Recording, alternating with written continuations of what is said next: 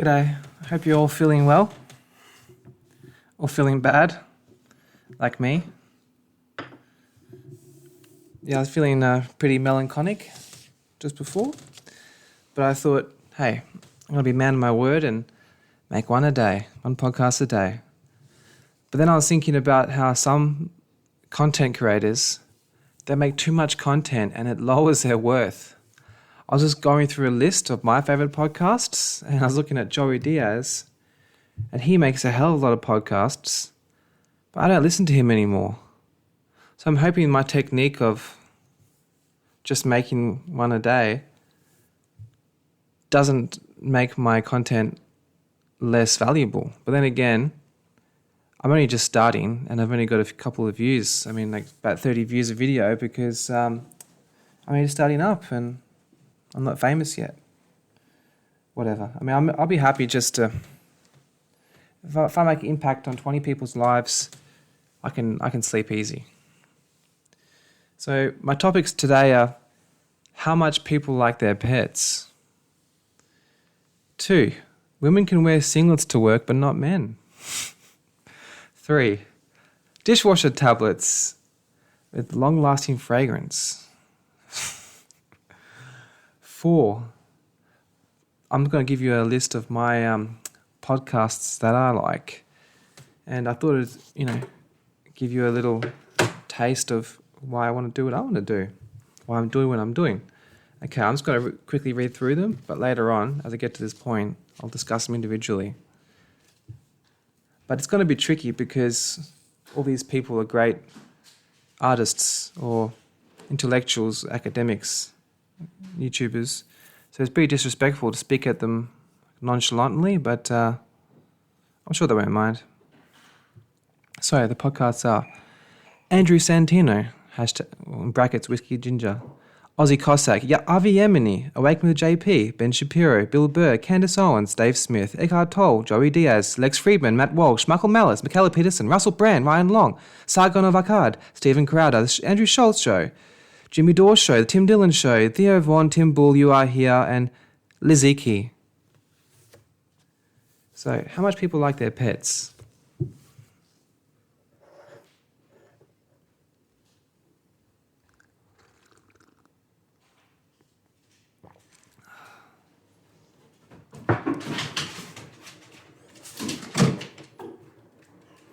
My Katya's leaving to go look at her house, and the dog just went up to have a look.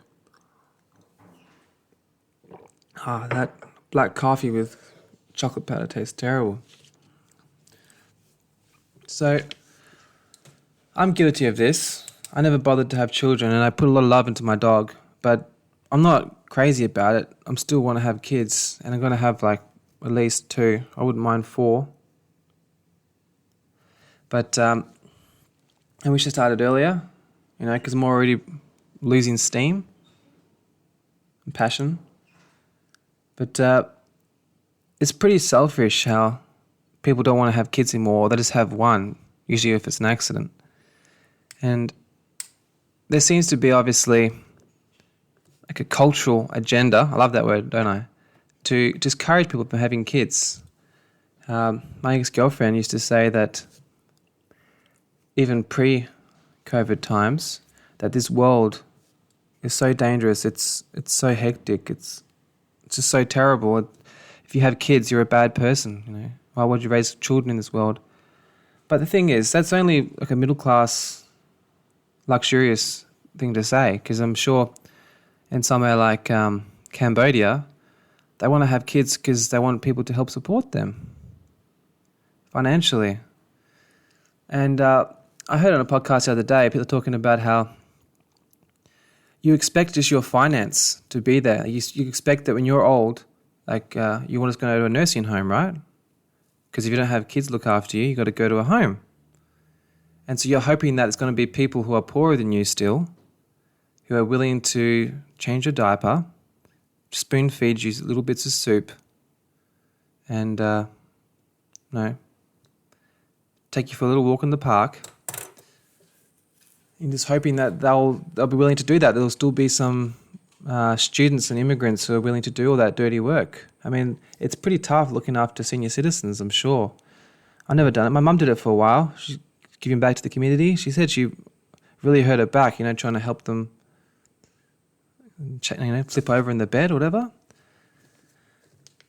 And so, also, once you get a bit on, like you pass your peak of your career, like say in your 50s or 60s, you're going to have a little bit of time off every now and then. It would be nice just to hear a couple of phone calls from your children and grandchildren, see how they're doing. And we have so much love to give. Like, I don't know about you, but I just want a hug. I've got a lot of love inside, and I don't really give it out. So it gets mutated and comes out in a different direction. And obviously there's so much technology out there that's just trying to capitalize on your emotions, like things like politics and activism. People are putting their loving energy kind of in a mutated way. It's like their family, It's like that meme a few years ago, like, chicken nuggets are my family. And kids like cuddles and to play with them, muck around, play catch, read a book to them, Hunter's Guide to the Hunter-Gatherer's Guide to 21st Century, Tony Junt, When Facts Change, The Pale Sister by Lucinda Riley. You can read these books. Some of my best memories of my childhood was of my father and mother, particularly my father, reading stories to me and singing to me before bed. It was a great experience. I remember one time, or a couple of times, my father sang, "It is the evening of the day. I sit and watch the truth." No, it's Linda McCartney singing As Tears Go By. Actually bring a bit more shit to my eyes, just doing that little rendition. But I remember my girlfriend's old colleague, she was telling a story about her. She's a South Yarra lady. She owns a couple of houses there. And she was saying, I just want to own another investment property before I have kids. She was in like her mid-30s. And when is it going to be a time to have a family? How much collateral do you need to have? And also, wouldn't it be better when you're young? Because you're feel much more pep, you're much more lively. As you get older, you just got less tolerance. You're just more more flustered by things. And my little brother's old boss from Melbourne, he was saying he wished he had kids earlier because he's just exhausted all the time. And and if you haven't got energy to play with the kids, hang out with them, they're going to just hang out with YouTube all the time and turn up fucked up like me. And I know like some girl I used to work with, like she has an Instagram profile of her dog and she literally treats it like a kid, like just the way she holds it and takes so many photos and like appreciates it. And another guy from my Facebook, he had a photo of him, like look how much it's grown up, like him and his partner, him and his missus, and like it's showing photos of the puppy till it's grown up. It's like, dude, you're like 35. Like it's kind of so sad to be treating your dog like it's a goddamn child. Like, yes, dogs are beautiful. Sapphire, come here. Come here. Come here. Come here. He's a good kid. Say hello. Say hello. Come here. Come here. Come here. Come here. Come here. Come here. Come here. Oh, she's scared. She's freaking out. She's like, what do you want? What do you want from me? Yeah, well, I love my dog. I love my dog too much. But I know it's wrong because it's easy because, the dog's confused. It's like, why are you giving me so much attention? And it's like, why are you talking to me all the time? I like to look at these historic photographs on Facebook. You can tell I'm old, right? Because I'm always referencing Facebook. Historic photographs is like photos of... I actually screenshotted it because it meant so much to me. I don't know, it was immigrants to Ellis Island in New York in the turn of the 20th century. And it was just...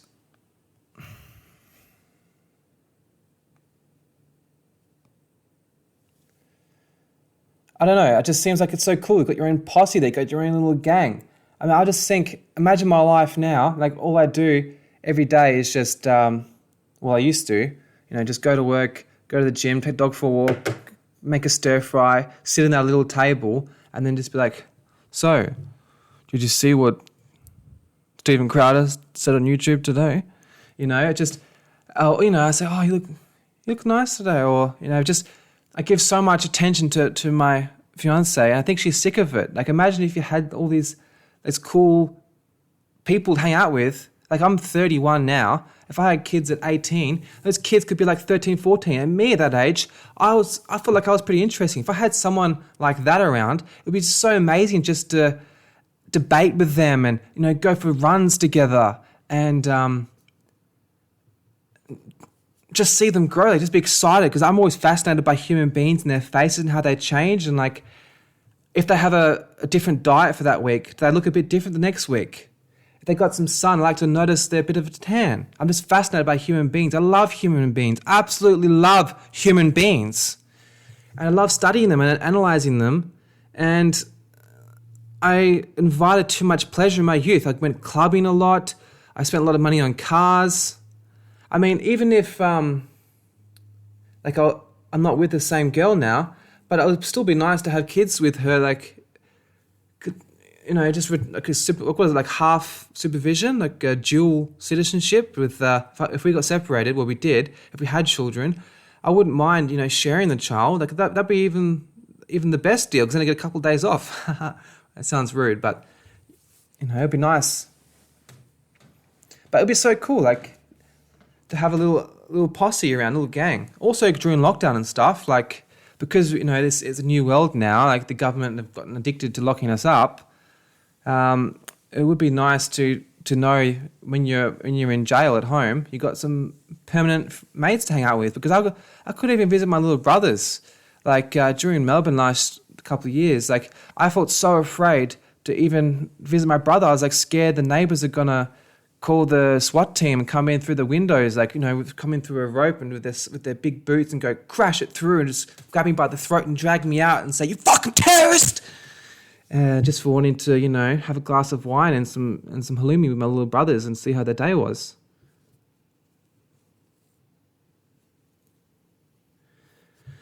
So, I want you to have a notice, like how much people love their pets and how they're too lazy to have children, and that's a disgrace. And we should be willing to call a spade a spade. I mean, we're so afraid about hurting people's feelings now, but tough love. Like, if you always deny the truth, people are going to fester with their idiosyncratic ways. I mean, cigarette smoking, overconsumption of liquor. There are two things that it's socially acceptable to confront someone if they're abusing them. If someone's smoking a cigarette, you can say, "You filthy scum! How dare you!" That's totally normal. You see someone overeating, if you ever comment on someone overeating, you've basically just raped them. Like, you've just penetrated them illegally. See, like, how it's... But if you look at the statistics,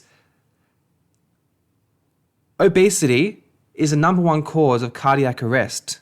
The number one cost for taxpayers is people, sedentary lifestyles, overconsumption of calories, needing surgery to fix their broken heart.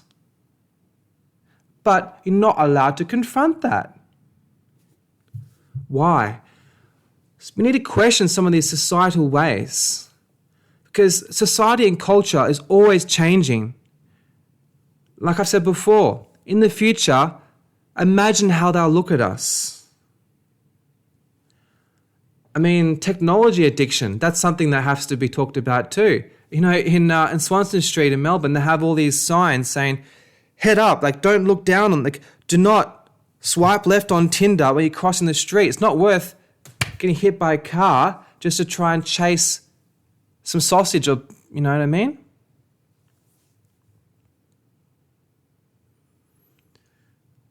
Like, I used to work in an Italian restaurant, and we're all fresh off the boat Italians, especially Southern. They tell it how it is. If you come to work looking shabby, they'll be like, "Oh, Shave you. You're looking, well, you didn't shave.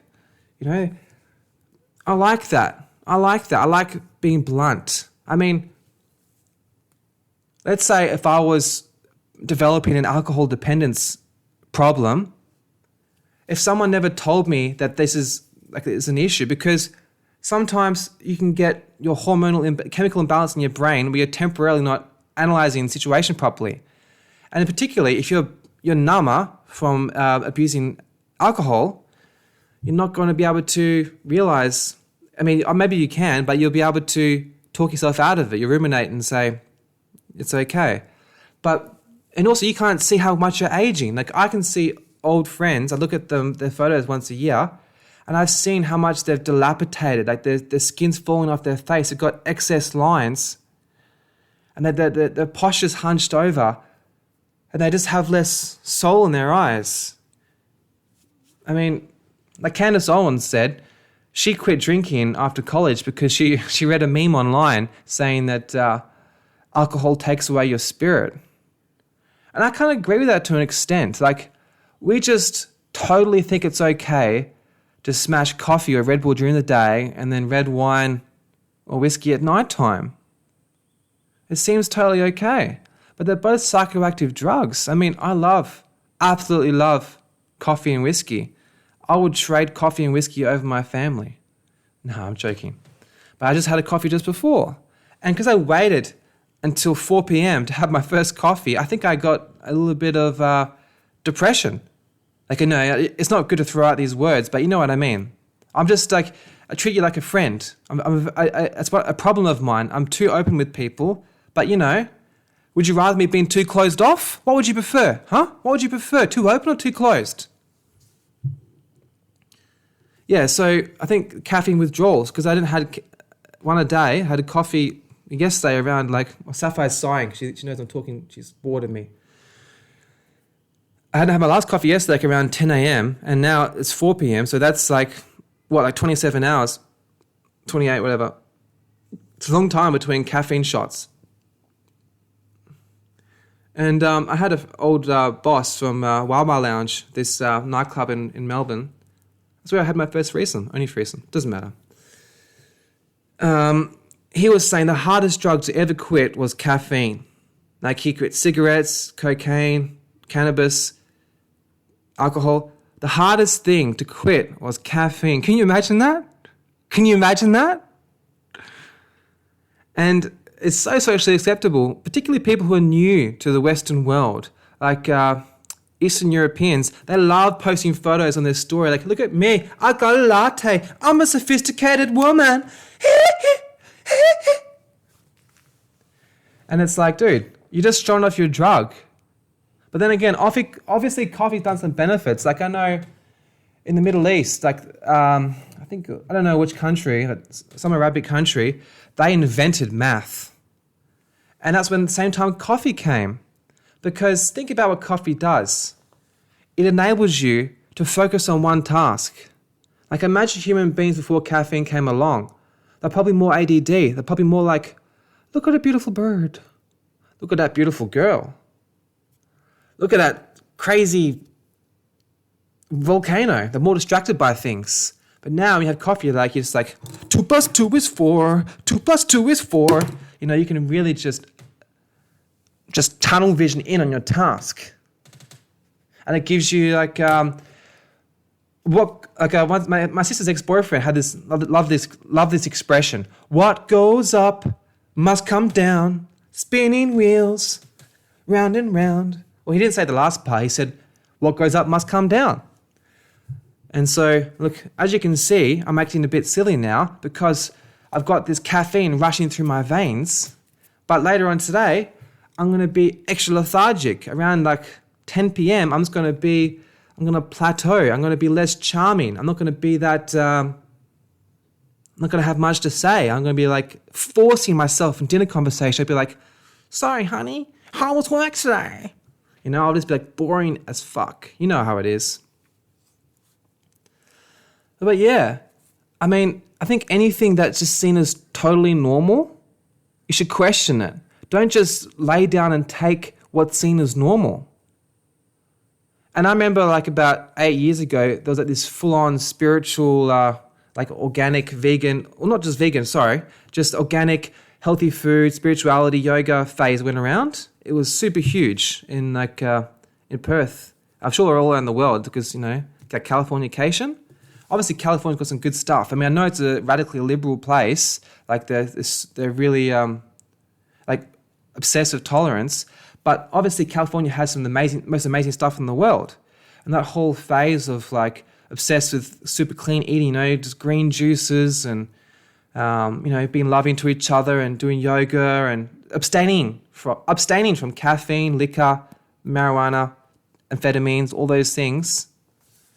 It's obviously that's got some huge benefits. I mean, I met some of the most interesting people in this world have been the super spiritual, healthy guru types. The ones who are just like, you know, they're obsessed with chia puddings and they got, you know, they're just every day it's just cow's pose, dog's pose, whatever it is. It seems to be going down now, that whole, maybe it's because I'm in Brisbane now, but also because of like, you know, because of the way the government has approached the pandemic, people have just been like, well, fuck it. Hell, the world's ending. I'm going to have some potato cake. I actually did see on the morning show. I used to always have to watch the morning show because my clients, they love morning TV. You know what's very interesting? I bet you the number one viewers of daytime television are people with a diagnosed mental illness who are on disability and they're staying at home. I mean, because they're a lot of the ones who haven't been introduced to the wonders of the internet. You know, like Aussie Cossack, Avi Emini, Abacum JP, Ben Shapiro, Bill Burr, Kenneth Owens, Dave Smith, Eckhart Tolle, Joey Diaz, Lex Friedman, Matt Walsh, Michael Mellis. All those wonderful people. And it's funny that because it's so sad. I was always very passionately trying to help my clients to get into the internet because you can find what you're really after. I mean, everything on daytime TV, it's mainly just pushing products. I mean, they'll sit there and there'll be like a vacuum cleaner commercial on for 15 minutes. They're just like, suddenly I want to buy a new vacuum cleaner. And I mean, it's just insanity for these day and age to watch free-to-air television. It's just absurdity. And also, I follow their money. I looked up who is the financial sponsor of Channel 10 or Channel 9, one of the two, whoever that morning show is on. It's a private investment company. And I'm pretty sure I read, don't quote me on this, but like 51% of the company was from Chinese investors. I'm not going to, look, that could be just a theory. Look, I wish I didn't say that. I don't wish I didn't say that, but I can't really get the stats up in front of me, you know, because I'm a lazy piece of shit. But there is financial investment in pushing a certain political agenda on these shows because they are sponsored. They can't say certain things that's on their heart because they have to be very careful of their sponsors. They can't get too deep. And if you're not getting deep, you're just beating around the bush. And why would you expose yourself to content that isn't true to your heart? You're going to stay superficial. I mean, not everyone is super philosophical and, you know, wants to fuck Nietzsche, but his mind. But I mean, you should always try and better yourself. Like Jordan Peterson was talking about on Joe Rogan's show recently, how most parents, they talk to their children at a level of understanding of about 80% because they're supposed to strive to learn more. If you're always watching the morning show where they're talking to you like you're a child, you're never ever going to learn anything new or challenge yourself. You're going to stay like almost at a decline of improvement. But obviously those want the company. And they got bubbly personalities. I know the Irish guy and the blonde girl. They were obviously like very, very gregarious and charming. But also you could tell they were just absolutely 100% in bed with their corporate sponsors. And, sometimes when I was getting angry at them, I swear I was like, sit there and I'd try and I was like, oh, grr. I feel like, I was upset with them because they were telling lies and they were just not being true to their heart. So I was like trying to send them bad voodoo. I was like staring at the screen. It was like a live show. And I was like, I was trying to send them, I swear that their face changed. So like the lady was like, she was like kind of concerned because, some people are really intuitive. And you could probably tell that I was mad at her, which is ridiculous, of course. But, there's a chance. I mean, a couple hundred years ago, they thought the world was flat, right? Now everyone knows the world's round, except for 0.01% of conspiracy theorists, right? But guess what? I bet you that whole flat earth thing, it's been totally pushed to make people think that there's a lot of crazies out there. So look, 1% of the people in this world are schizophrenic, okay? So if there's 7 billion people in this world, that means that 700,000 people are schizophrenics or 7 million? You work it out. So basically, in any big group of people, it's going to be a couple of bad apples. But it's over-sensationalized. What I'm trying to get at is that legacy media, corporate media, they want you to think that the people are dumb on what they are. I mean, to me, I've worked in various fields. I've worked in hospitality, in construction, in sales, in mental health, right? I feel like people are smarter than what they're given credit. And they have their own style of intelligence. But I don't think there's that many people who believe the world is flat. I think that they made an example out of that because they want to increase surveillance. They want to increase authority over people. They do that by saying, look, there's so many crazy idiots out there. Give more power to me. I will protect you. And the same as things like, I talk about, I feel like, and serial killers, for example. Oh my God. I guarantee you there's more shows on Netflix about serial killers than what there actually is serial killers the past 10 years. There's a fetish about it. I heard that number one downloaded podcast in the United States of America is murder mysteries. And I heard that it's mainly women downloading this podcast. And there's something seriously sick about the fascination with death. I mean, there's such pretty flowers out there, for Christ's sake. Whatever happened to that song? Always look on the bright side of life. I mean, I don't mean just be merry all the time and fake it, like I was saying the other day. But why would you focus on the worst part? And it's not that big. If you look at the statistics. Statistics are fucking amazing. It's beautiful. Go to the Australian Bureau of Statistics. Okay, that can be your new fat material. But there's not that many murders. But people are so scared. I remember one time I was living in Elwood, just near St Kilda in Melbourne, Victoria, Australia. And I was living in an apartment complex and I had like a baguette and some brie. And I was going down like the conveyor belt, the entrance, the garage, the roller door goes up from the Ormond Road. And I was going down to the apartment complex and there was a young lady in front of me of Asian descent and she see me, she looked back at me and then she took a couple of steps and I was walking behind mind my own business, just thinking about, the meaning of life. And she seen me and then she started just jogging and then and looked back and I was just walking and okay. And then she started running and I swear she was just really scared of me. I bet she just watched some kind of murder mystery show. I'm not that scary.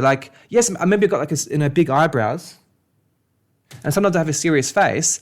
But I've never punched a person in my life, okay? I'm a lover, not a fighter, even though I haven't really loved much. I love my girlfriend a lot and, my sisters and brothers. But, most people are generally good. I swear, 95% of people in this world have really pure hearts. It's just in our instinct to focus on the negative. It's exciting to think that everyone's trying to kill you. It's you feel like you're in a video game, pow, pow, pow, pow. zombie, zombie. Ba-pow, ba-pow, ba-pow. But, I mean, just have some trust. I mean, until that day, obviously, keep yourself strong. Don't go to places where there'll be a lot of criminals. But don't live your life in fear. I mean, a confidence is written all over your body. Like, if you're not afraid of death, you'll walk along, like with a little pep in your step, and any possible rapist or mugger or assassin will most probably be like, right, this person has some kind of light about them. I'm not gonna take away their life. I'm not going to abuse them because they seem like a good person. I mean, I watched this video today of this granny, this grandmother or elderly woman, who stopped a thief from stealing a shopping cart full of groceries from Walmart in the United States. And this guy, he could have been like, bitch, and just like, just fucking grabbed it off her because he was like twice the size of her. But, this old lady, she had this sense of like, I just don't give a fuck. She had this halo about her. She had this strength about her. And so he left her alone. But it's like, bullies, they can smell fear. Like me, when I was super shy when I was a teenager because I was homeschooled, came back to Australia, and I had all these people, like I lent the money to them. I got people trying to mug me all the time and people trying to fight me all the time and punch me in the side of the head at parties.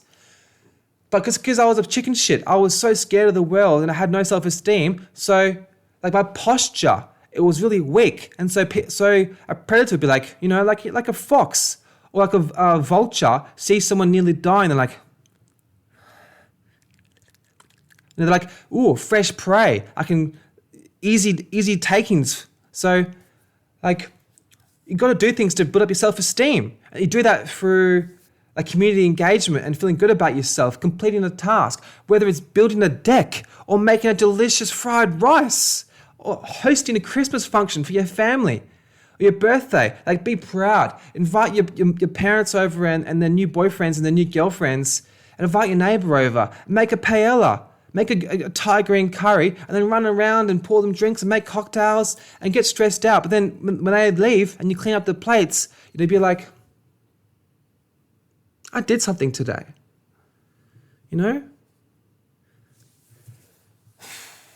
That's funny how much people like their pets. Okay. A couple of these next points are just like, I'm going to ram through them. Women can wear singlets to work and not men. So today, my partner, she works from home, and she was like, think it'd be okay if I wear the singlet? Because she has to take all these meetings on Skype or whatever. And I said, absolutely not. That's sexist. Why do you get to wear a singlet and not me? I used to work in corporate jobs. If I rocked up to work with my singlet, especially when I used to work out a lot, when I had muscles, obviously I'm not like anorexic now, but I used to be like pretty in shape. And if I walked up to work in a singlet, people would be like, it's actually highly inappropriate. Like it's really distracting. And I feel like Chevy is just trying to show off his muscles and it's really disrespectful. It hurts my feelings. Like, no. And I don't understand why. Like, we're supposed to be equal society. And equal society means 50 things, like rules apply. They're generic. That's the end of that point. Okay, this isn't just a silly one I just had. Dishwasher tablets, long-lasting fragrance. How crazy is that? I didn't even check the description on the dishwasher tablets. I just seen it was on sale at Woolworths, because I'm a peasant scum. I was just like, ooh, on sale. I can save the money. Ooh, I can spend it on something else. And so I bought the dishwasher tablets, and now everything's like, why would you want your dinner plates to smell like detergent days after? It's not even a good smell. It smells like chemicals. It smells like communism. I don't want that in my life. When I'm having my avocado salad, I do not want to smell chemicals. That doesn't make any sense to me. Why would you want that? Where's the logic? Logic is what separates us from the barbarians. For Christ's sake, if you haven't got logic, where are we? Okay, that's the end of that. So now I'm going to briefly discuss my podcast description. So The thing is, human beings are always changing. That's why you can't say, I hate this person or I love this person, because people are always changing. Every 7 years, the DNA is shed. You're like a snake. You know how they shed their skin, they come out all new? You do that too. So don't think that you are who you are and that's permanent. Like, I'm such a different person to me 7 years ago, let me tell you. And I'll be so different in 7 years. But these podcasters have contributed to who I am now. In my subconscious brain, like, Sigmund Freud, he coined the theory of the subconscious mind, like the iceberg model, the idea we have, like an iceberg, the one that hit the Titanic, there was like 10% above the water level, and then the 90% was underneath the water, hidden. That's like your conscious mind. So when you're just sitting there and you're just watching your thoughts pass by, that's not all who you are. You have a lot of knowledge and wisdom just lying dormant underneath the water. And you can access that in certain times. Like when you have a huge adrenaline rush, when you're seeing like a bowling ball drop out of the apartment window and you're like, holy shit. Afterwards, you're going to have a huge adrenaline rush. You're going to remember that you had cornflakes for breakfast 4 years ago.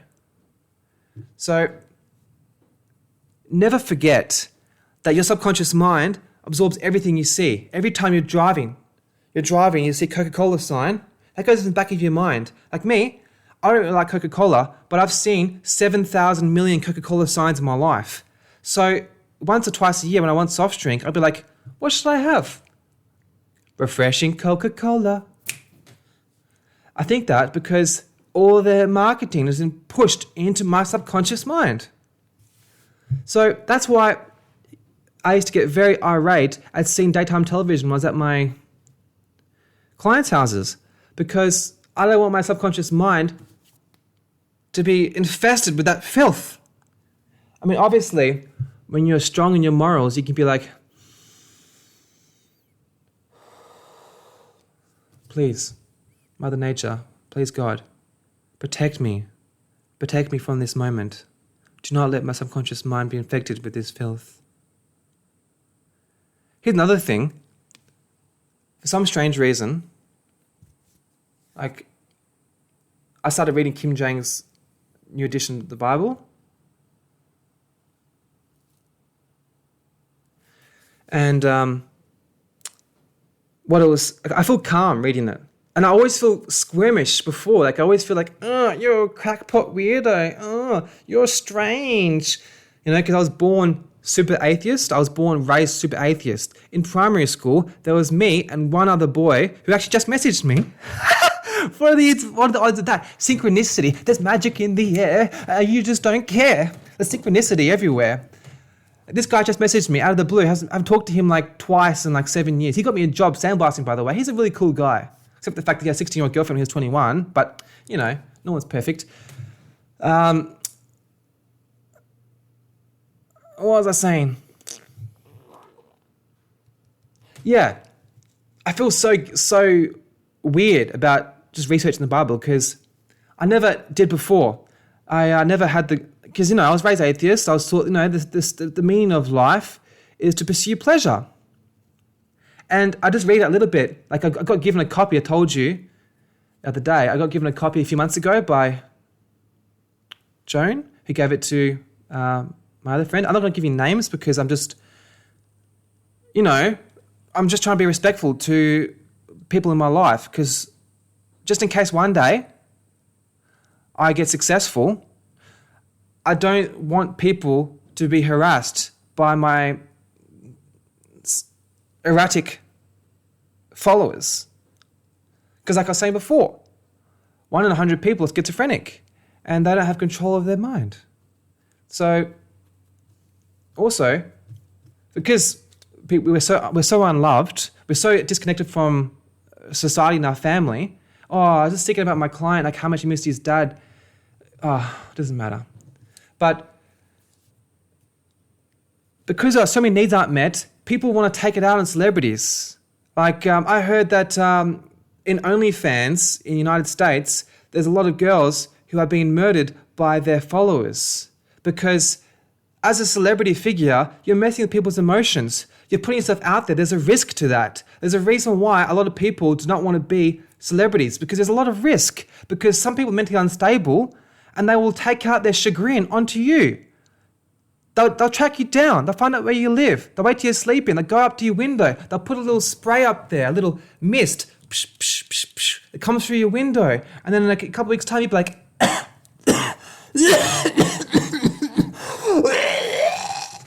and you'll kneel over and casket and no one will know why. It's because you had a deranged fan. So be careful.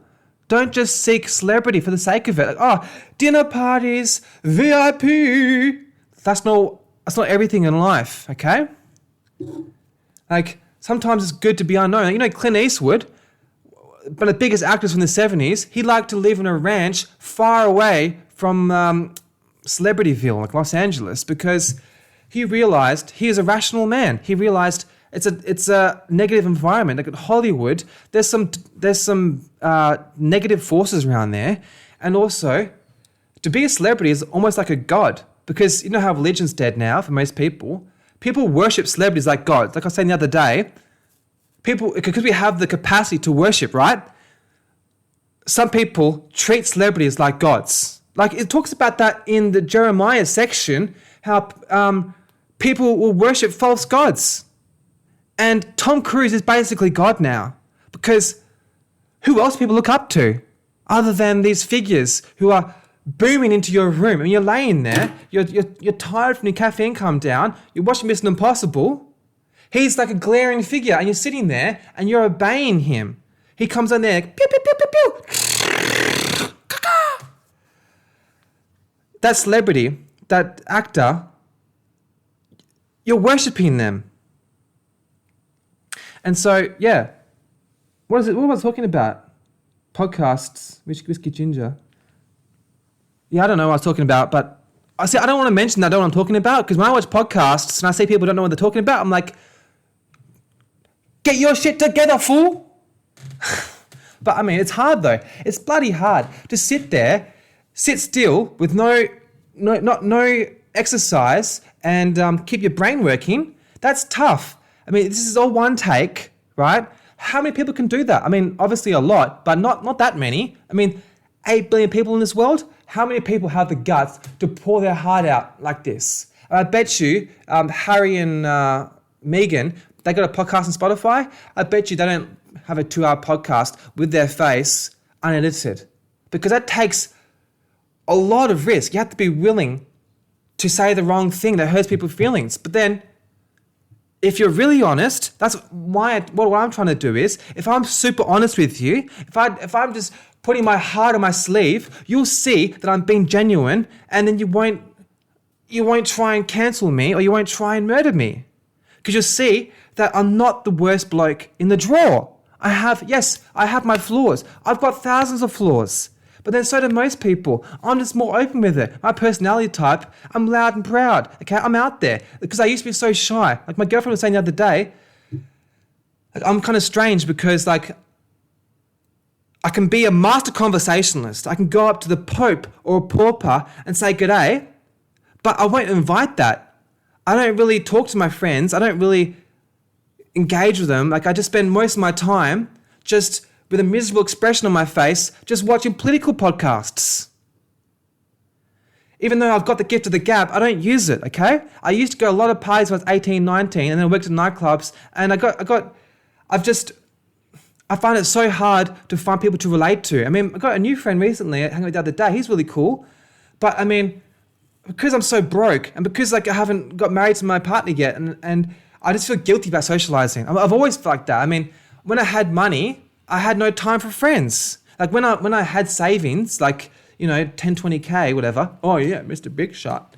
I was always so tired and I was always just thinking about work. I wasn't interesting. Whereas now, I'm not working much and I've got so much to say. Like my brain is a clusterfuck of ideas. It's like a freaking fountain and there's a million things an hour and it's stressful sometimes, but I'm used to it now. You know, this is a gift. This is a gift. And I understand that. Other people have a gift. Like my girlfriend's brother, he's a fucking ninja. Like he can just work 12 hours a day. He's got like 100 people working for him. You know, he's got like investment properties coming out of his every single orifice. And he can just work. I remember going to my girlfriend's parents' house, like, and they were staying with us in Melbourne for a year. Oh no, they had their own house in Caulfield. And like her brother would come over and he'd be like trying to smile and be a part of it. He'd like almost like fallen asleep just in conversation. And that's just because he's just working so damn hard. Like he has this work ethic of a goddamn warrior. And look at me. I'm just a fucking fluffy-haired buffoon just talking smack to a goddamn black magic 4K pocket cinema camera. But I mean, you know, different strokes, different folks. But obviously he's better than me. He's a better man than I am. I mean, well, obviously in this world, like if there was a sudden economic collapse and we start a new society, I think I do pretty well. Like I've got leadership skills, but I'm also like, I'm willing to make myself small when I need to. Like if I go to like a work function or a party, like I will be the quietest person there if I feel like everyone else is really enjoying their power. Like even though I know I could take over every conversation, I will make myself small. And like, especially because I got a mask exemption, especially during like 2020, 2021 in Melbourne, I would try to make myself look small as possible. I'd like hunch and I'd like wear dark clothes and I'll just never I'll just look at the floor, look at the walls. I'll do everything I can not to offend people because I don't want them to be scared of me. And so I'll do everything to make myself small because I don't want them to think I'm a terrorist. And I think that's good. Like it's a sign of a good soul is someone who can let someone else win. Like, you shouldn't need to be in the limelight every time. I mean, if you know you need to step in right now, step in. But take pride in letting other people win. Like, the best feeling you can ever do is set up a joke for the other person. That is a huge accomplishment. Like, instead of saying a joke yourself, set up the conversation so they can create the joke. Make it kind of simple. But if you can make another person make a joke, it's a blessing. I watched a movie the other week called Fiddler on the Roof. Fantastic movie, made me cry. Fiddler on the Roof. It's like a musical about Jewish musical. It's a fantastic movie. But I don't remember why I referenced that movie. But what I was saying before is, I referenced that movie. Okay, Fiddle on the Roof. They said that it's a blessing to give. So if someone's like struggling with money and you bring them over and give them a meal, that gives you a blessing. It doesn't mean you should go out looking for poor people to give food to, but if it comes along, there's nothing like the gift of giving. If you can, instead of taking all the bags of gold for yourself, I don't mean just being like charity obsessed like Bill Gates, but there's some really good karma involved with just selflessly giving back. If you're not be like, yeah, take a selfie, me and a homeless person. Yeah, look at me, I'm so fucking good. Look at me. I gave a piece of bread to a homeless bastard. That is disgusting. You should feel ashamed of yourself. But if you give something to the homeless person and then jog on, don't wait to see if anyone's seen you. Don't do it for the goddamn bragging rights. Do it for your heart. Do it because you love it. You love to be a good human being. Because, I mean, it is a bit egocentric. Like Michael Malice said once in a podcast, Michael Malice said he likes to bring people over. He likes to hear about people's day. He's kind to people because maybe he can ask for a favor from them. I mean, it sounds a bit twisted, but to be a good person, it's selfish because then you will have good things happen to you. I mean, you don't have that strict intention like, well, I made you dinner, now you make me dinner tomorrow. But maybe in 10 years' time, they'll make you dinner. Or maybe they'll forget, but it will sow the oats. It will set up the precedent in your mind that you should just be giving. I mean, so many people are tight asses, especially in Melbourne compared to Brisbane. Like, dude, people are so tight over there. They will like chase up someone because they bought them a drink like 3 years ago for $10. Like, they're cheap as chips, mate. It's disgusting. Like, people, they just want to marry their bags of gold. They just want to sit there and use it as like a, they want to use it as like a, what do you call it? Like a pocket pussy. They want to use bags of gold and just make love to it. I mean, obviously it's good to want to be successful financially, but to be a Scrooge, to be so obsessed with money and like just get like, money. Like it's too much, because you think it could protect you. I mean, I love this scene from Gangs of New York. Gangs of New York is a film from 2002 with Cameron Diaz and Leonardo DiCaprio.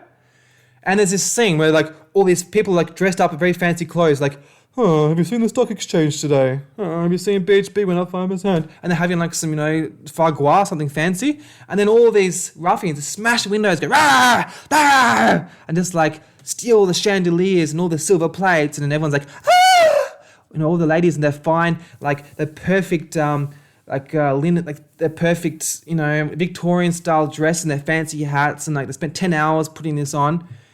And it's like so ridiculous. Like, yeah, enjoy some fine things in life, but don't be like obsessed with luxury, because you could be one of those people that end up 70 years old in a cafe where the waiter's in the corner like me, it's me, and they're kind of like, look at these people. Where like these rich people, they have nothing to talk about. And they're sad, and they go to cafe, and they just pile on the makeup to look like a bloody clown. And it's so sad, because they could do anything. They could start a new religion. They could help 1,000 25-year-olds start a business that makes this country a goddamn beautiful place. But no, what do? They flaunt their wealth with designer clothes and go to coffee shop and suck up to people. No.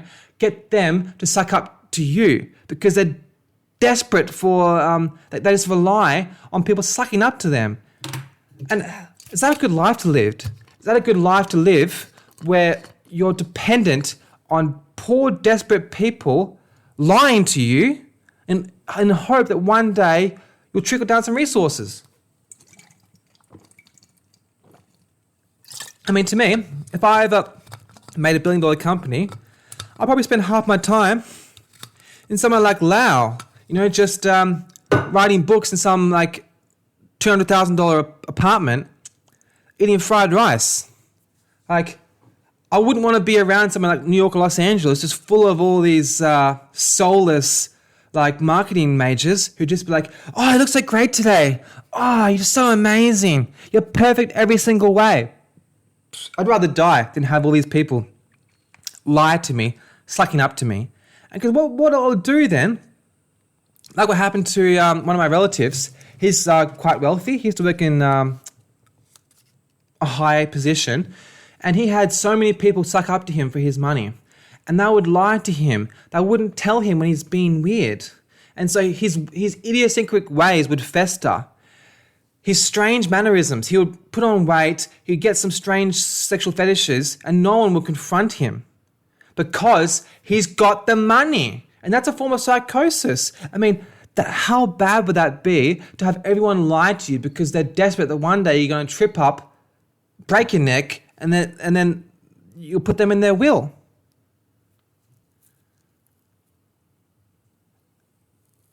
And like, imagine if you're single too. My goodness, how hard would that be? Because like you're so scared that they're just going to take you for your money. Like, like my grandfather. Okay, sorry, I won't talk about this. All right, I will. Well, I can't talk about this. Okay, well, imagine some men, they marry someone and they got some money, and they married someone from a poor country who doesn't really love them that much. And so the woman they marry, they make lots of tasty food, and then the man gets fat and has a heart attack quickly. I mean, it's not like that happened. Okay, look, I'm really worried now that my family's gonna watch this and gonna be like, Chevy, you're an asshole. I fucking stab you with a neck. No, they won't watch this. Of course they won't. They will hate me anyway. But okay, I'm not making any allegations here, but it was just coincidental. They weren't married that long. She was a bloody good cook. He had a heart attack fairly young. But obviously, he was a beast anyway. But okay, the point is, someone can fatten you up, encourage you to have deep fried food, encourage you to have another whiskey, have another cigar, do not work out, stay at home, watch the TV, do not read books about spirituality, do not engage with different sorts of people who may give you wisdom. No, just stay at home, watch the news, and shovel potato chips into your fat face. Potato chips into your fat face. Keep doing that. They're hoping, they've got a 10-year investment, hoping you're going to kick the bucket, and then they can take all of your gold. I mean, that's just a fear of mine. That's why I'm poor. Ha ha ha ha ha ha. Now, the reason why I'm poor is because it's because I chose wisdom instead. No, the reason I'm poor is because I've got time left. I'm not that poor. Okay, I've got a lot of stuff. I've got wisdom. Okay, if the economy was to collapse, I would be able to start like a potato farm. I'd be able to build rapport with everyone. People can look into my eyes. They can see I'm in touch with a higher power. Okay, let's go to this point. Podcast, Andrew Santino Whiskey Ginger. He's very good. He's probably the best gift of the gab. Like, no matter what the other guest says, he can turn it around flowing. He's got the Irish charm. He has got so much charisma, but he doesn't really discuss politics. I mean, sometimes I get a bit annoyed by that because it's like, how can you talk about how good this cup of tea is when outside everything's burning? So, yes, I understand not everyone can be political, but at least touch on it, okay? And he had the guy on the other day, Jim Jeffries. He's a tool. He heavily edits interviews in order to make the person look malicious. That to me is really immoral. But Andrew Santino, obviously, is one of the greats. He's a good man. You can tell. He's a good man. He's got a good heart. And once I did this comedy function for this group of Vietnamese Australians, and he was their favorite comedian. He's cool because he's willing to make fun of himself, but he's also confident too. And so, yeah, some of these podcasts, give them a go because they're better than TV. And most movies now are absolute rubbish. They're all just public relations crap designed to make you think small. Aussie Cossack, he is a Ruski Australian content creator. He's also in politics. He's very fascinating. He's got a good sense of humour. He is working for the United Australia Party now. He is trying to raise awareness that there is some issues in politics that are uncouth, they are immoral, and he's got the guts to tell it how it is. I mean, he has his flaws, but he's obviously done well. Like, he's got some stage presence. He has some charisma, let me tell you. He is a bloody interesting guy.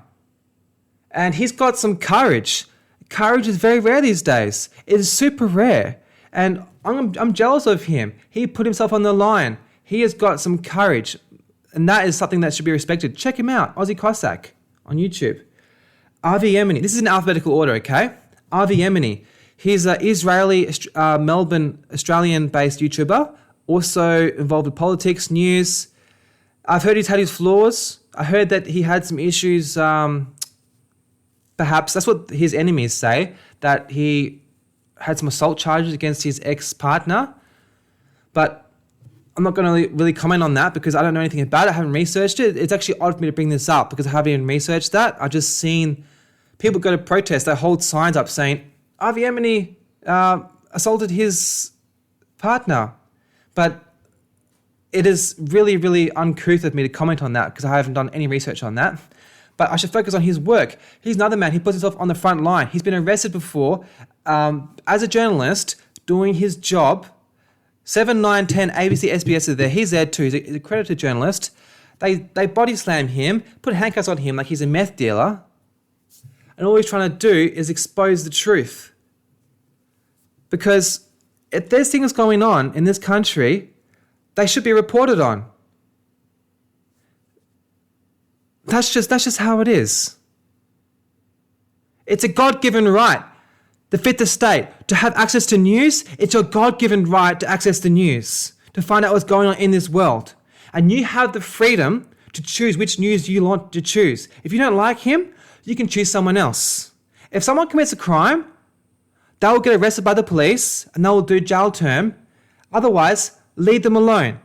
Unless you're a qualified professional policeman, it is not your responsibility to accuse people of crimes.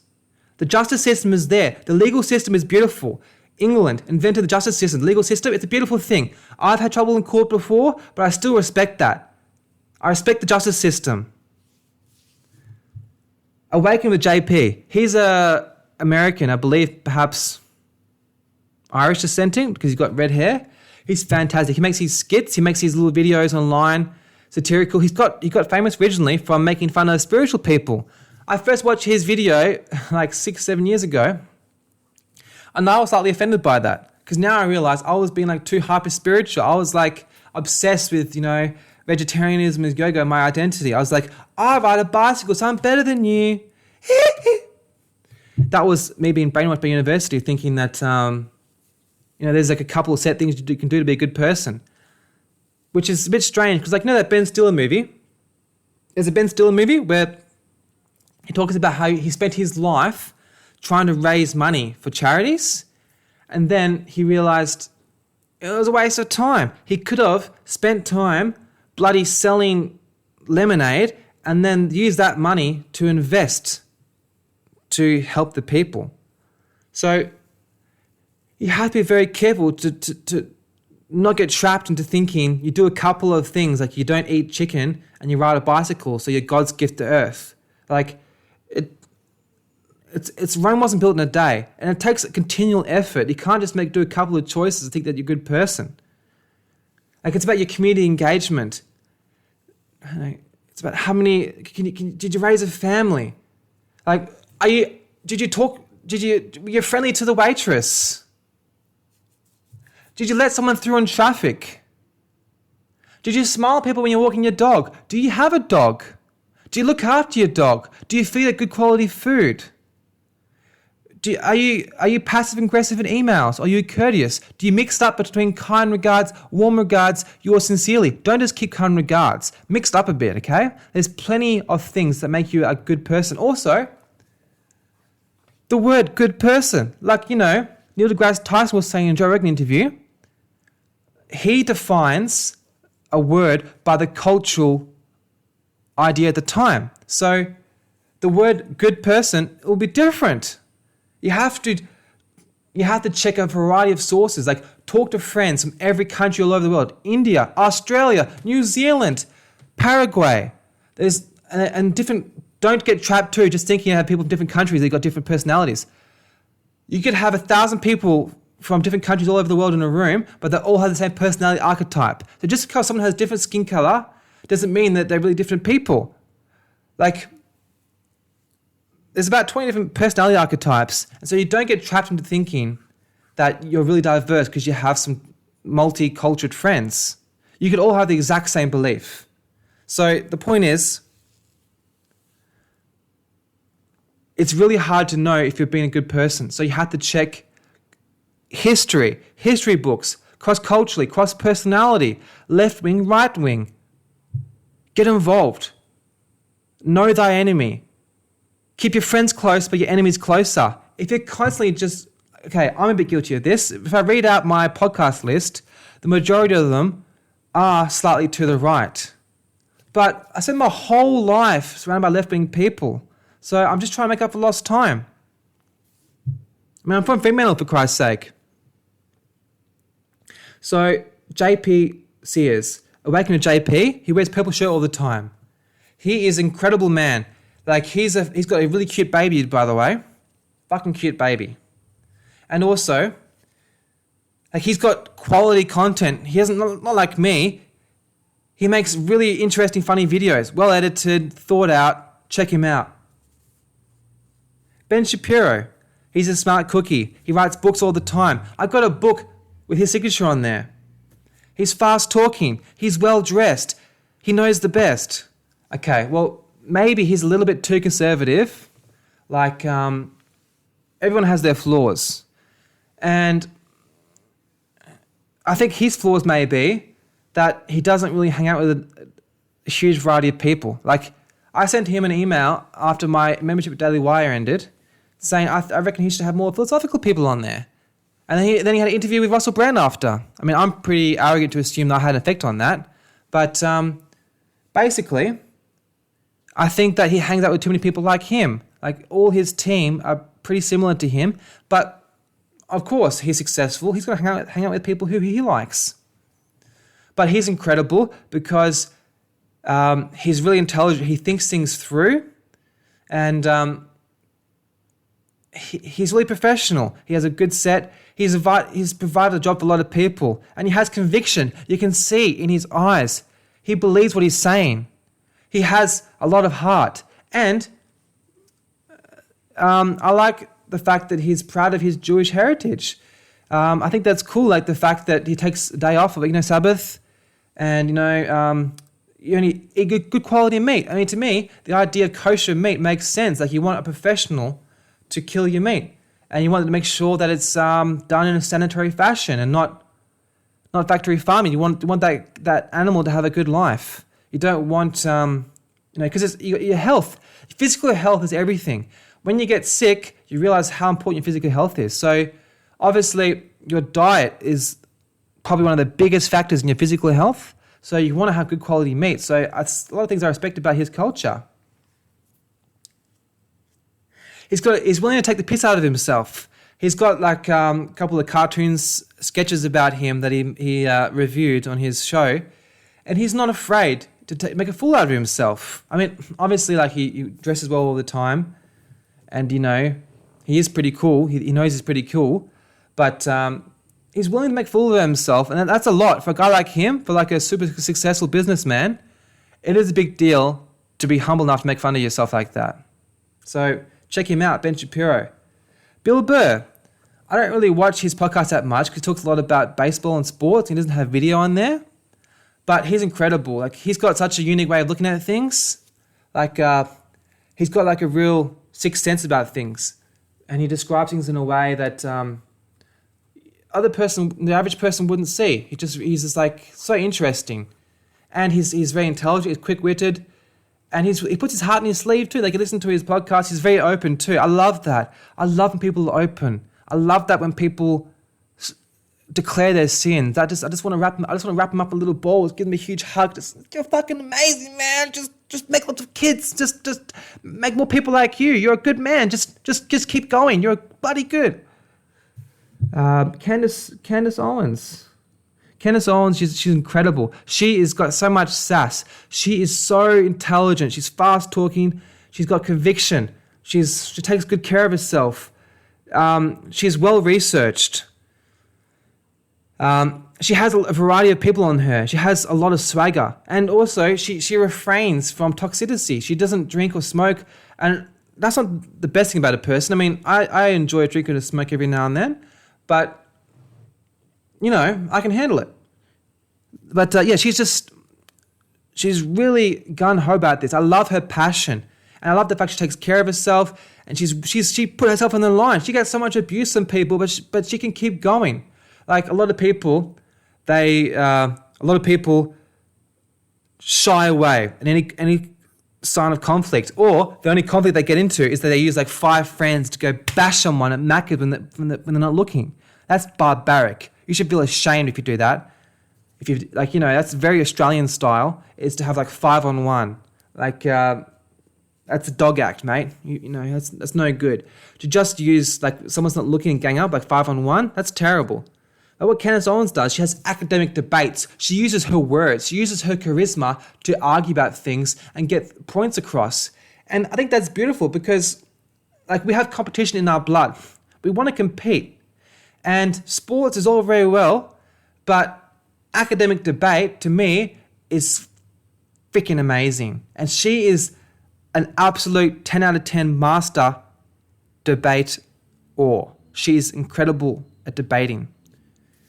And it's not just about the words, it's about the speed, it's about the pitch, it's about the body language, it's about the little twinkle in the eye. She is incredible. And honesty, and again, a very honest person. Check her out, Candace Owens. It's spelled Candace. Also, that's my sister's name, but she's spelled differently. Dave Smith. Oh, mate, what a legend.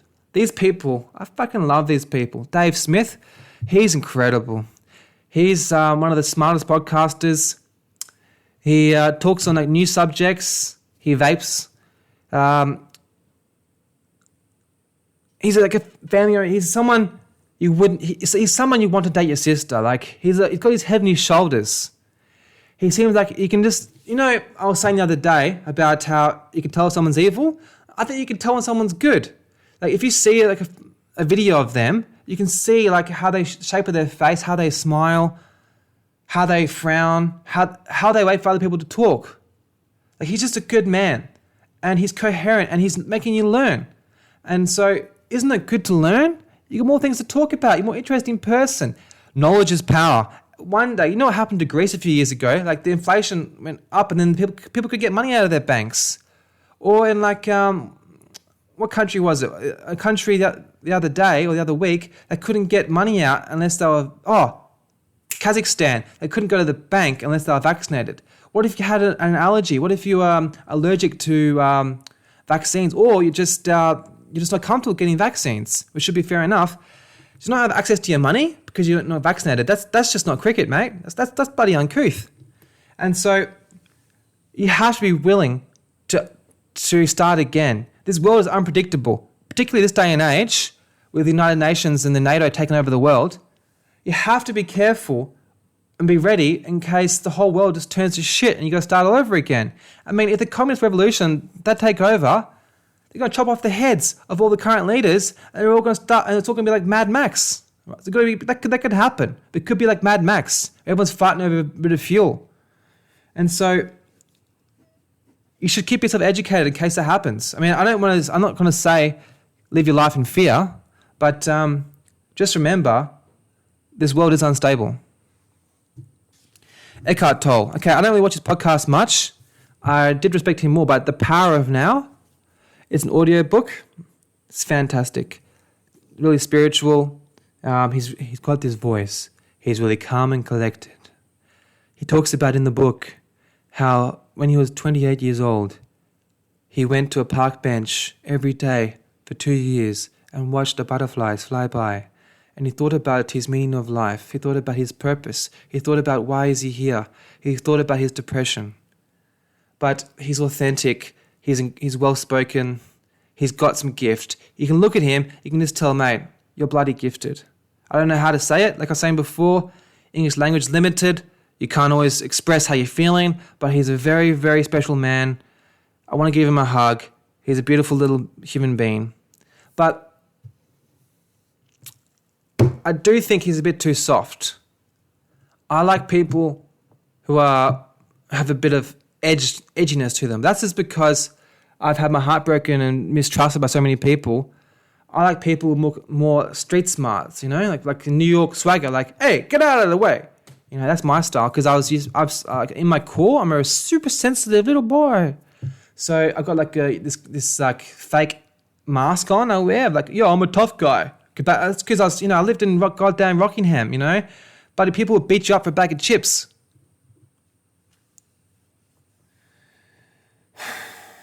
Joey Diaz. Okay, he's got some demonic force. You see him on that Joe Rogan, Alex Jones episode? He starts talking to this place where he's got this flow state. His eyes just turn red. He's just like, ah! He's an incredible man. But I don't like how he's always advertising gambling, particularly during the heart of the lockdown. Like, gambling, it's a really immoral thing to do, especially if you're too into it. But particularly if you're run down, you lost your job, it doesn't make sense to me to be gambling, because you're only supposed to gamble with excess money. You're supposed to have like a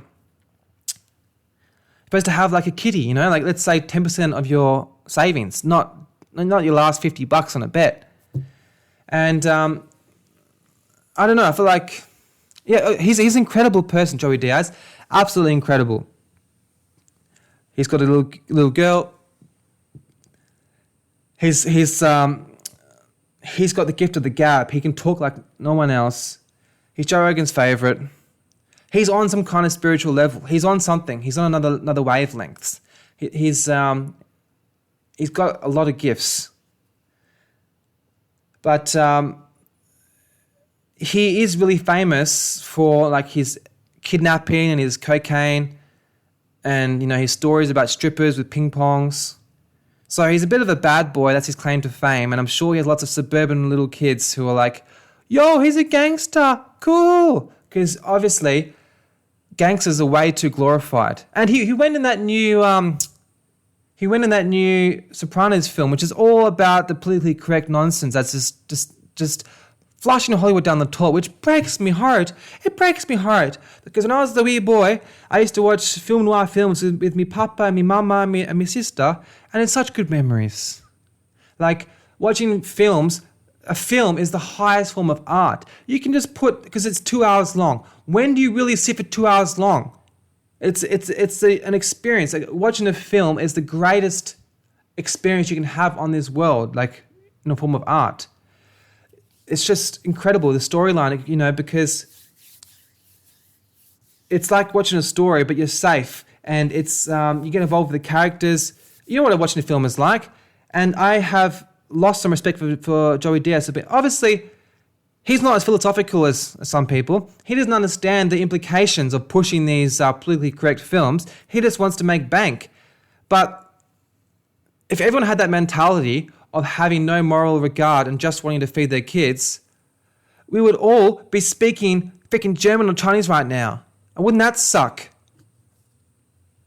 But obviously he's incredible. Apparently he's got really good stand-up comedy in real life, but check him out. He's also really good to just have a spliff and watch. Not that I do that. Lex Friedman. Okay. Lex Friedman. Everyone jokes about that, how he may be half robot. He's softly spoken. He wears a suit all the time. He's had Elon Musk on his show more than anyone in the world. His claim to fame is, he's an MIT professor. He eats once a day. But he's single. And he drinks vodka. And he virtual signaled off... I don't know why I'm just bagging everyone out. These are all my best friends and I'm bagging them out. What a dick. But yeah, I don't know why I'm doing this, but Lex Friedman, yeah, he had the Pfizer guy on and he's like, oh, I had Pfizer. That just pisses me off a little bit. But incredible guy, beautiful heart, 10 times smarter than me, incredible. Another guy who you wouldn't mind marrying your sister. He's that kind of guy. But he's a little bit too wooden. Like, he doesn't put his heart in his sleeve enough. I mean, he's got a good sense of humor. I've seen with Mark Normand, the comedian. He was great. He has been comedic, but he's just a little bit too wooden. But that's probably come down to his university background. But still, he could be a little less wooden. But I don't know why I'm focusing negative, but yeah, he's a sick cunt. Matt Walsh. I mean, I'm only started getting into him recently, but I like him because, again, he seems really genuine. He stands up for his rights. He has conviction. We were on Dr. Phil recently. He had some debate with some trans activists. And he's just willing to engage things. He's willing to be abused in the pursuit of truth. And that's something that should be highly regarded. Check him out, Matt Walsh. Michael Malice. Michael Malice is amazing. He went to North Korea. As a journalist, and he pointed out how, like, the one hotel they have there is, like, the lights go out at night. Like, he points out how failed communism is. He's another guy who's incredibly intelligent, well-spoken, well-researched. He's got a lot of gonads too, and he's quick-witted. He's hardworking. He's got a lot of podcasts out, and he really shines when he's in debates, when he's like on under the pump. I think because he's Russian ancestry, he needs to have a threat to come alive. But in criticism of him, I don't like how much adverts he has on his show. It's a bit too much. I mean, I know he's Jewish, he has to make money. And obviously, like Ben Shapiro did during the pandemic, he pushed the adverts even more. And obviously, look, you're worried. Things are going crazy. You want to squirrel away resources for a rainy day. That's a way to calm your anxiety. I get it, but you're pushing your audience away a little bit because a lot of us, we don't want to buy anything, okay? We're broke, all right? We just want some education and some entertainment. And we'll have money later on. But we will give you money when we have it, okay? Like, I bought your book. When I got my super out, I couldn't work. I got Daily Light membership. I never even used it. I spent like 300 Australian dollars on a membership. And I bought his book signed for like $50, $70, okay? So when I have money, I give back. I don't want to watch your profuse adverts all the time. It loses your credibility. If people want to give you money, they will. I know, what's his name? Sam Harris? He has a donation-only platform, which makes sense to me. Look, don't have ads, just donation only. Look, I understand you got a family to feed, but that's just my 2 cents. Michaela Peterson. Michaela Peterson. What a dynamic little bombshell she is. She's a very special girl. She's got bright lipstick. She's well spoken. She's calm. She's got a very soft voice. She has a very big variety of guests on her show. She's got a good sense of humor. She's like a bit of a tomboy, but she's still feminine. I love that. Like she's pretty cool. She's pretty attractive in her own way. I don't know why I've said that such a strange way, but I like the fact she's half tomboy, she's half feminine. That is pretty cool. And she's got a strong work ethic.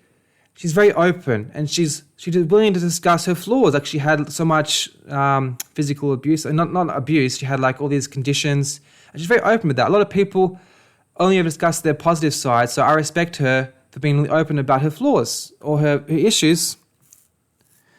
But I do think that she just a little too many sexy selfies, but that just could be like the fatherly instinct in me, because I feel like I've got some kind of twisted, because I'm so close to Jordan Peterson. I mean, I've seen him live, I've got all his books, I've listened to all his lectures, well, not all of them, but 80%. And so to me, I kind of feel like I'm her big brother. So I'm always like, what are you doing with those bikini photos, for Christ's sake? No, don't you know what boys are like? They'll bloody touch their package and they'll watch you. Isn't that, you don't want to do that? But yeah, she's fantastic. But one little thing as well, she'll have someone on a podcast, they'll say something for 10 minutes, and then she'll be like, just change the subject. She won't be like, wow, what you just said was really cool, this was annoying. She'll just move on. So I do think, but then again, she's only new, and not everyone is the same speaking style, so I can't want everyone to be like me. Next is Russell Brand. Russell Brand, everyone knows Russell Brand. Getting Sarah Marshall, Gave Him to the Greek. Married to Katy Perry, super spiritual, open V shirts, leather pants, long hair, big teeth, big smile, huge stage presence, very entertaining. He's got a lot of vibrational frequencies, powerful presence, powerful presence. 1 in a billion he is. 1 in a million. A very, very, very special guy. Super left wing. He loves his vegan burgers, but he has got one of the best shows on YouTube. Like, he is upfront. He's got the right balance of spirituality, comedy, and news. I really respect him.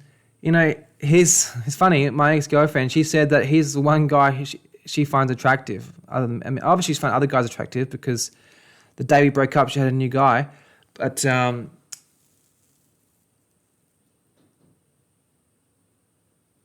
yeah, he's a really cool guy, but I don't like how he's always so hypersexual. Like, he's talking about so many points, about issues like corrupt politicians, but he's like, I still want to look sexy while I talk about corruption.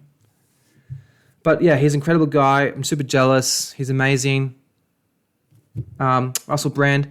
check him out if you haven't already. But remember to always balance things out. Like, if he's super left wing, watch someone right wing after.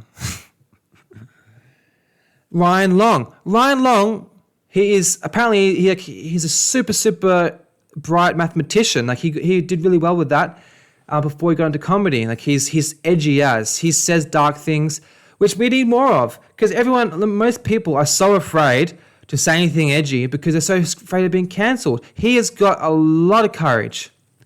And I think it's very strange how little views he gets on the Boys Cast. Him and his co-host, forgive me, I don't know his name, they've got incredible connection. It's really, really relaxing to watch. It's good laughs. Also, his skits do really well, like 1 million views every time. He has these skits, probably the best skits on YouTube, I'd say. I mean, him and JP Sears and Ryan Long, the two best skit makers on YouTube. Like, the little segments they make are spot on. They're politically conscious, they're fast timing, they're engaging, they're entertaining. National treasures, these two gentlemen. National treasures. Ryan Long, check him out. His flaws. He's a bit too cocky. I think maybe he has too much energy. You know, he looks like he doesn't work out that much, so maybe he has a lot of built up energy, and so maybe he's a bit too silly sometimes. Like me, if I don't exercise, I get really silly. But then again, maybe because he wasn't always at the gym, he had time to work on his craft, which made him successful. So who am I to comment?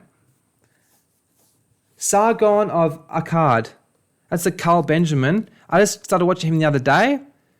He just seems really bright, well-spoken. He talks a lot about things like men's rights, how feminism is a bit over-talked about. And he seems really honest. He's a family man. He seems genuine.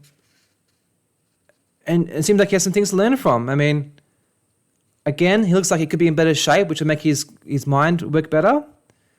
And he could have more diverse people on his show. But I've only started watching him the other day, so I don't know much about him. But I just added him on here because he's pretty special. Like, I stayed up late the other night watching his videos, and he's really good. So yeah, you can just type in Carl Benjamin or Sargon of Akkad. He's also really into history. I love history. And people don't talk about that enough. I mean, everyone's obsessed with video games and gambling and sex and Subway. And that's it's all very well and good, but history is incredible.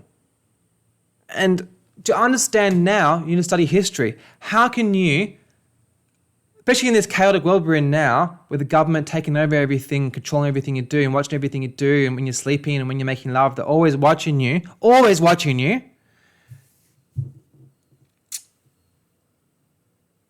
Yeah, so I don't know where I was going with that point, but yeah, like, he got banned apparently, but I think the point is be willing to engage with people who think differently to you. Keep your friends close, but enemies closer. But yeah, he's an entertaining guy. Steven Crowder. Crowder Shop. Mug Club. Strange animal. And David Lauder, his co-host, and Gerald Morgan. Fantastic chemistry between those gentlemen.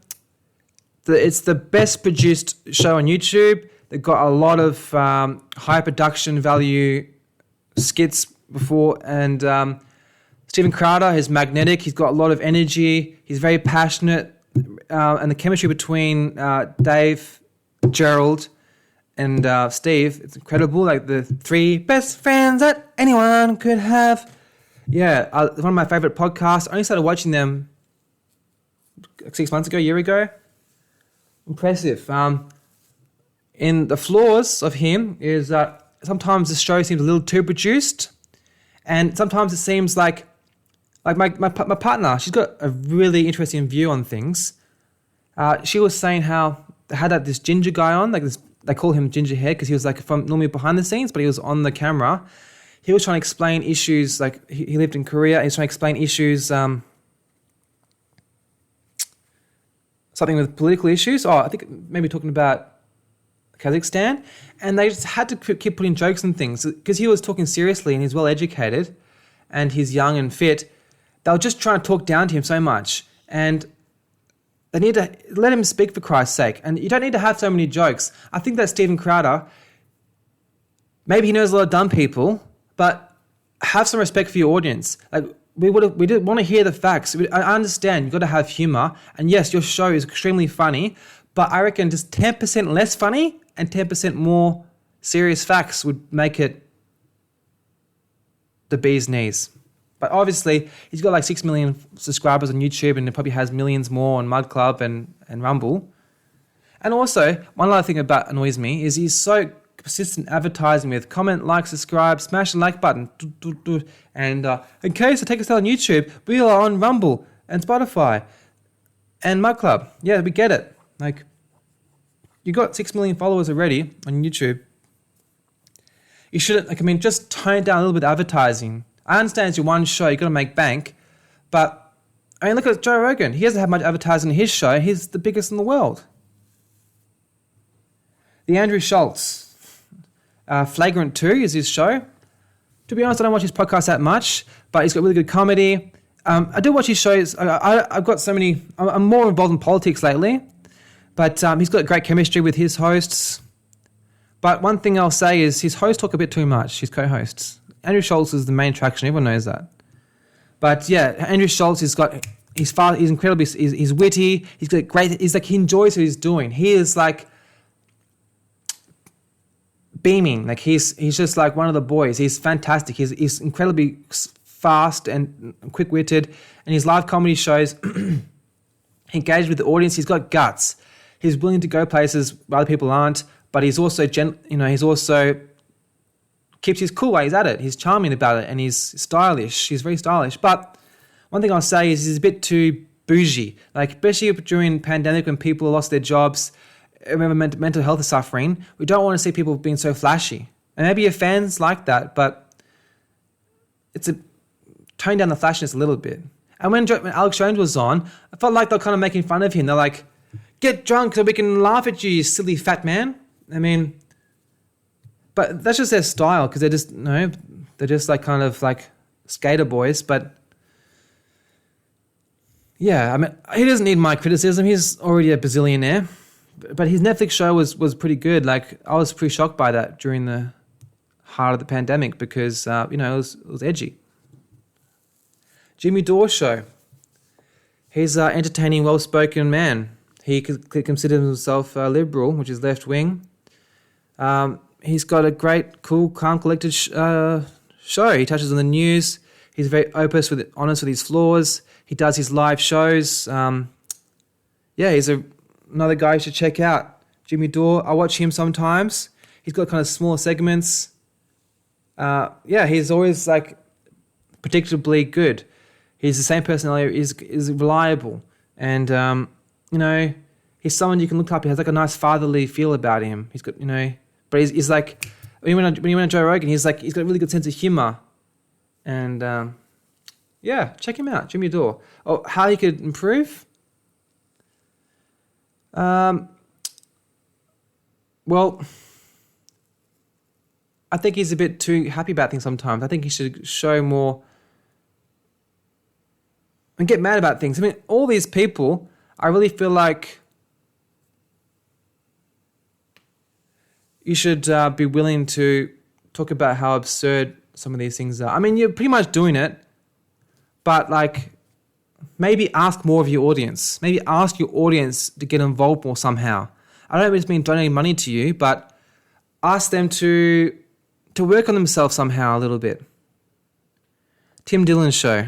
Okay, I used to watch Tim Dillon a lot. He's bombastic. He's incredibly witty. He's got a schizophrenic mother. He's got a lot of gifts, but he can talk for hours. He's obviously hyper intelligent. He's very unique. He gets very excited about things. He's a good example for recovery for cocaine abuse, but obviously he's a bit overweight. But yeah, what I love about him is that he's willing to tell it how it is, and he's willing to step on toes in the name of entertainment. And that's what it should be. It's your God-given right to entertain people. He's not stabbing anyone. He's an entertainer. If you don't like it, change the channel. Okay? Sorry, he can improve by... Well, like, he's got too much conviction. Like, he's too up himself. I really feel like he should be willing to show double dimensions about things. Don't just be like, yeah, I know this and that's that. Theo Von. What can I say about... How do I write a song about Theo Von? He's someone I never understand. He's special. I watched a video of him on MTV when he was like 18. He's always been a colourful character. His dad gave birth to him and... his dad impregnated his mom when he was in his 70s. He's got a lot of Dutch charm. He speaks like a rapper. He's from the heart. I love Theo Von. He's out of everyone, he's the one who's the most honest. When he has a bad day, he says he has a bad day. I love that about him. He's hyper honest. It's freaking fantastic. He's incredible. He's got like these little games. But how can he improve? Oh, no. Another good thing about him, he has guests on who aren't just celebrities. He had on like a garbage man. He had on like a trucker, a turkey farmer. Like, I love the fact that he has guests on who are regular people, because regular people can be the most entertaining. Some of the best conversations I've had in my life have been dishwashers. I talked to billionaire Arabic oil tycoons when I was in Dubai, and they're charming, yes, but like sometimes a dishwasher can be just as funny. I love that it gives the everyman a go, and he's not obsessed with wealth and fame. How could he improve? Well,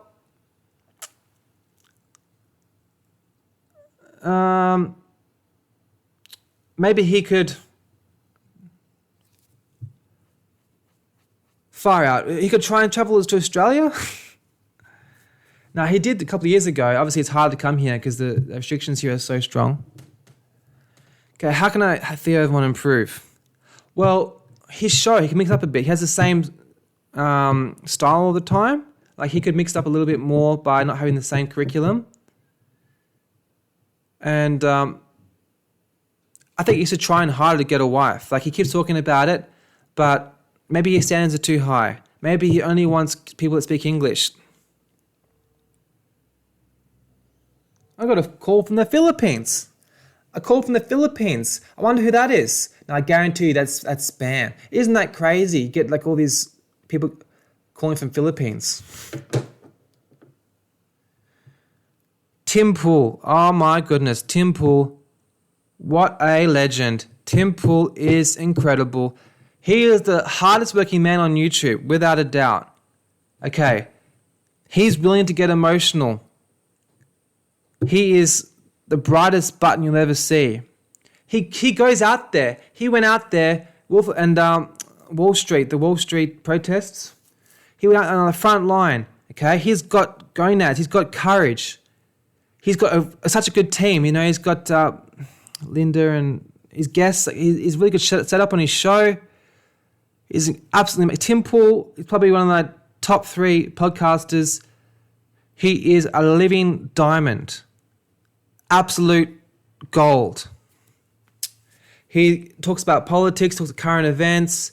One thing he could improve is that he's too obsessed with his work. He says he doesn't do anything else. That's a shame. He could be doing more archery, some jogging, get into religion, get into cooking, meet different types of people. I mean, obviously he's got different guests all the time. It's fantastic, but he's a bit fidgety. I can tell that he's got a bit too much energy. Like, you know, he's always shuffling his shirt. I mean, I'm struggling to find... I don't know why I'm criticizing them all, but, you know, you gotta be honest about things. Everyone needs to improve some area. You are here with Elijah and Sydney Watson. Sorry, I don't remember Elijah's last name.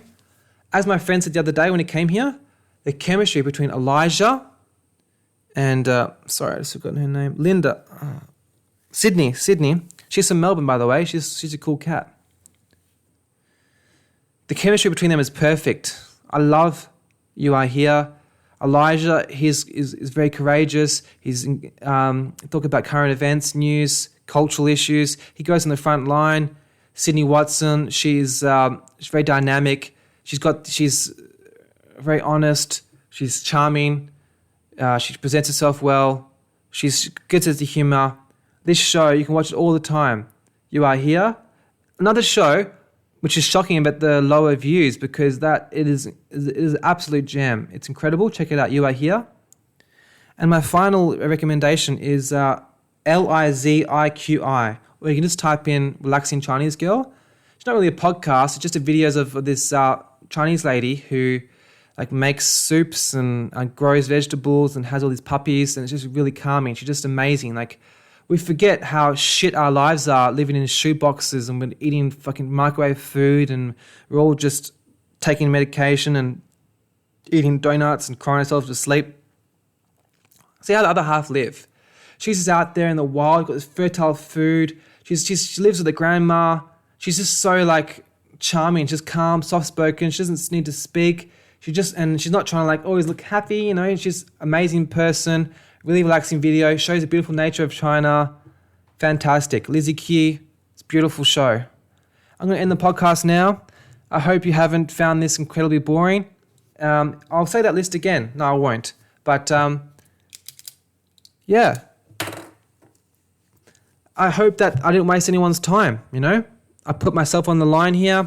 I'm being authentic. This is how I really am. If you came over and I cooked you dinner, this is how I talk. This is how I am.